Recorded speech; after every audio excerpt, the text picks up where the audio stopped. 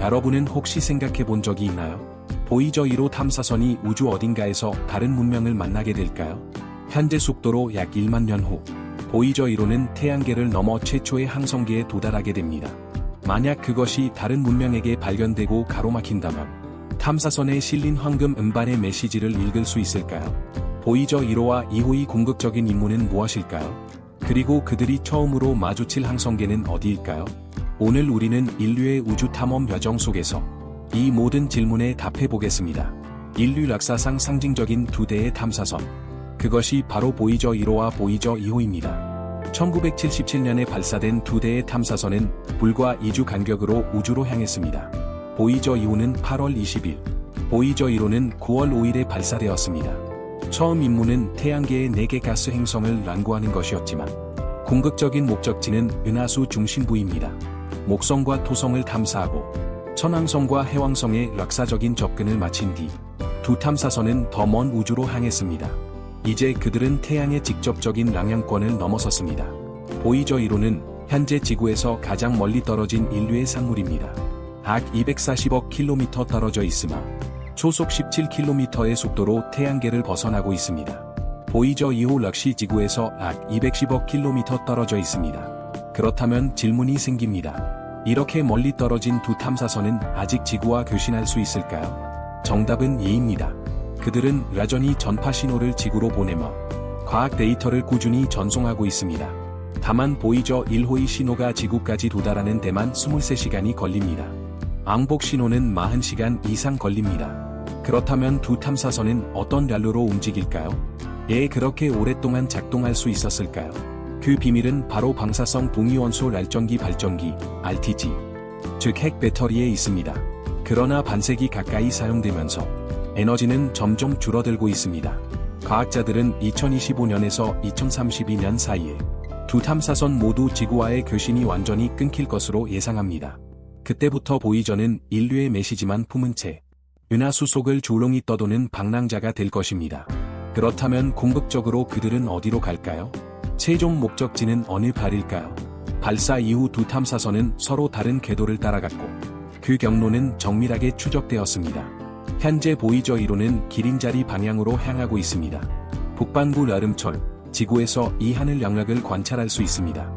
나사의 계산에 따르면 보이저 1호는 약 4만 년 후 글리 제445라는 적색외성 근처를 지나게 됩니다.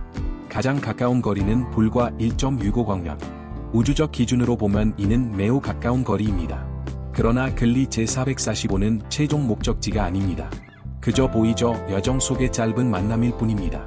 그 후에도 보이저 1호는 별과 별 사이의 끝없는 어둠 속 여정을 이어가게 됩니다. 반면 보이저 2호는 망원경자리 방향으로 향합니다. 그 경로는 지구에서 약 10.35광년 떨어진 로스 248이라는 적색외성 근처를 지나갑니다. 역시 약 4만 년 후, 보이저 2호는 이 별에서 1.75광년까지 접근할 것입니다. 흥미로운 점은 로스 248은 태양계 쪽으로 다가오고 있다는 것입니다. 약 3만 3천 년 후, 그 별은 지구에서 가장 가까운 별이 될 것입니다.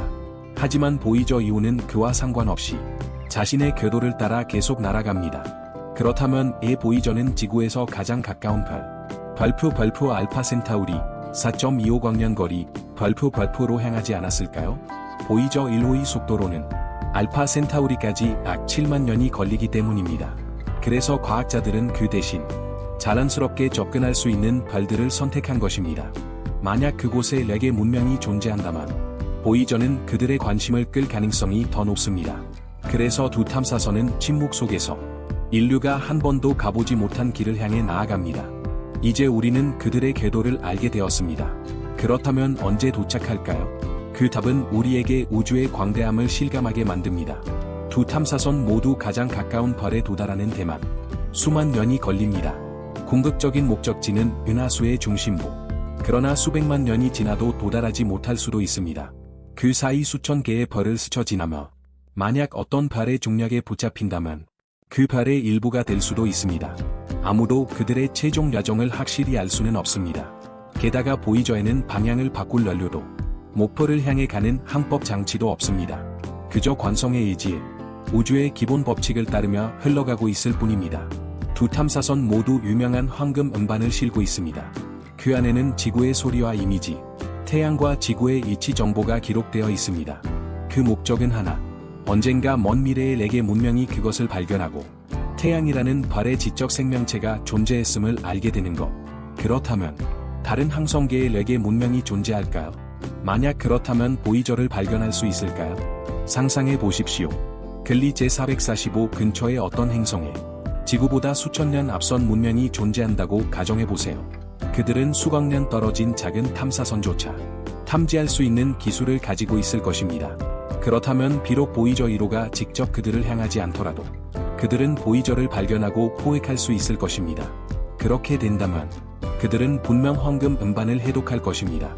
그렇다면 그들은 그 내용을 이해할까요? 저는 단순히 이해할 뿐만 아니라 우주 저편에서 지구와의 교신을 시도할 것이라고 생각합니다. 왜냐하면 그 음반에는 55개 언어의 인사말, 지구의 음악과 이미지, 무엇보다 10개 이상의 펄서 이치가 기록되어 있어 태양계의 이치를 은하 속에 명확히 표시해 두었기 때문입니다. 그렇기에 그들이 음반을 해독한다면 태양을 찾는 것은 어렵지 않을 것입니다. 우리 인류의 기술로도 가능하니까. 그렇다면 이제 가장 큰 질문이 남습니다. 그들이 이 발견에 어떻게 반응할까요? 그것을 초대장으로 받아들일까요?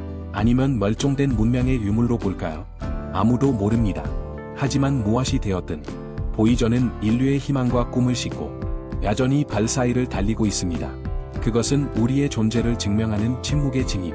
알 수 없는 미래를 향해 언젠가 다른 문명이 그것을 발견하기를 바라며 한때 작은 푸른 행성에 살던 인류가 자신의 이야기를 우주 깊숙이 보냈다는 사실을 전하기 위해. 자, 여러분은 어떻게 생각하시나요? 보이저 탐사선은 언젠가 다른 문명에게 발견될까요?